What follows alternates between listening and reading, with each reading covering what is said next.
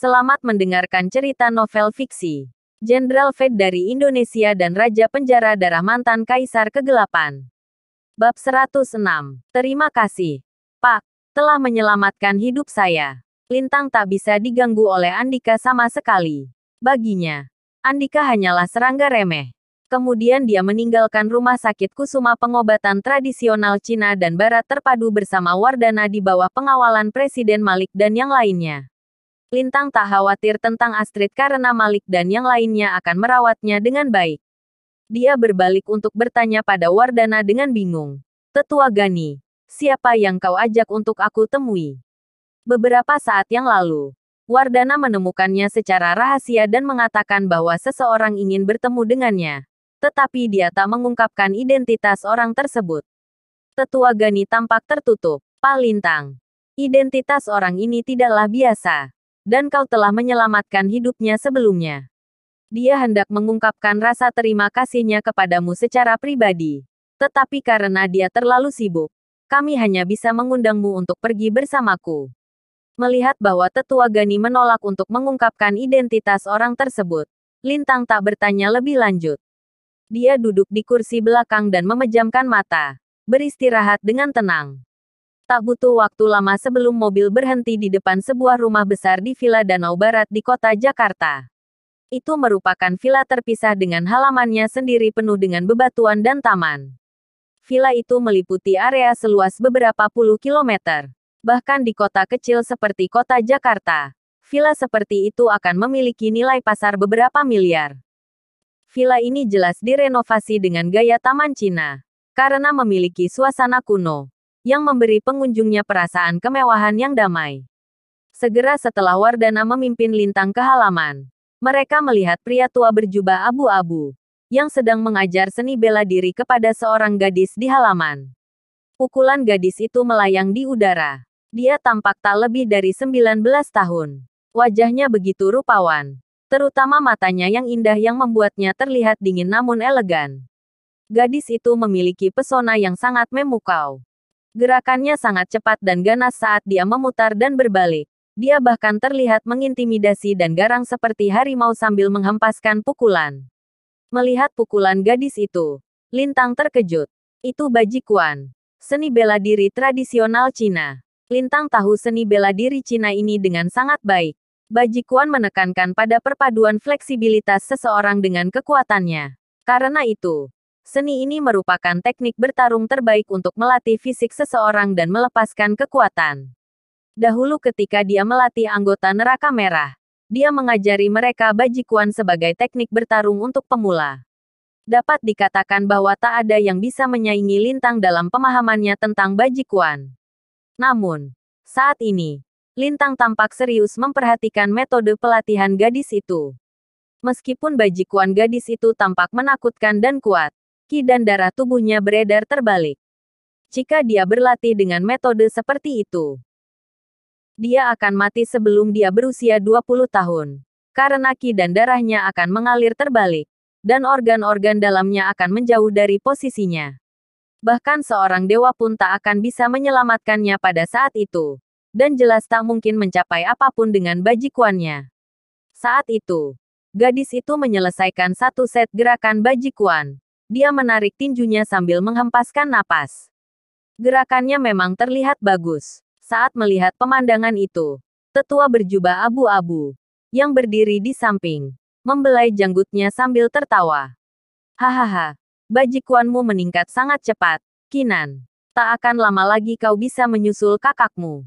Setelah mendengar persetujuan gurunya, ekspresi kegembiraan muncul di wajah gadis cantik itu. Penghargaan itu milikmu karena telah mengajariku dengan baik, guru. Mengajarnya dengan baik. Kata-kata gadis itu tampaknya sangat memuji si tetua berjubah abu-abu. Namun, sebelum tetua itu bisa berbicara, suara dingin tiba-tiba terdengar dari pintu masuk. Dia memang mengajarimu dengan baik, sangat baik sehingga kau akan segera kehilangan nyawamu. Apa? Tetua berjubah abu-abu dan ekspresi gadis cantik itu berubah saat mendengar kata-katanya.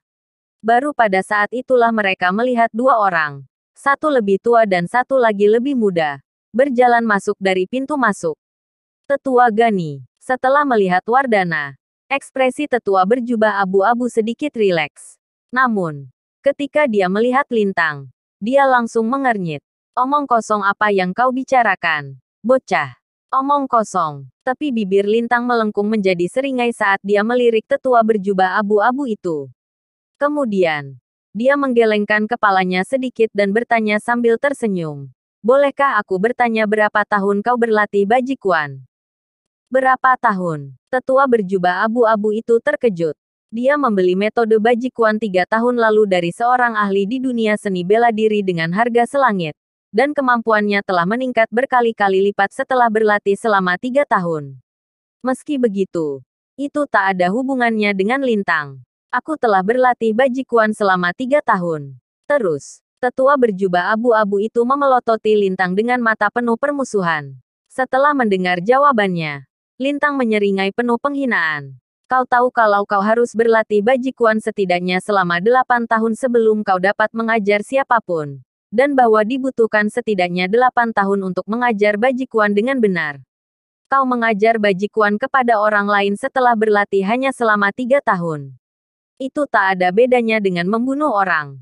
Apa? Baik sang tetua berjubah abu-abu dan ekspresi gadis cantik itu segera berubah setelah mendengar kata-kata Lintang. Membunuh orang. Sungguh tuduhan yang berani. Wajah tetua berjubah abu-abu itu berubah sangat muram. Omong kosong apa ini? Aku belum pernah mendengar bahwa seseorang harus berlatih Bajikuan setidaknya selama 8 tahun sebelum mengajar orang lain. Aku juga tak pernah dengar bahwa dibutuhkan 8 tahun untuk mengajar Bajikuan dengan benar. Aku tak peduli siapa kau, bocah.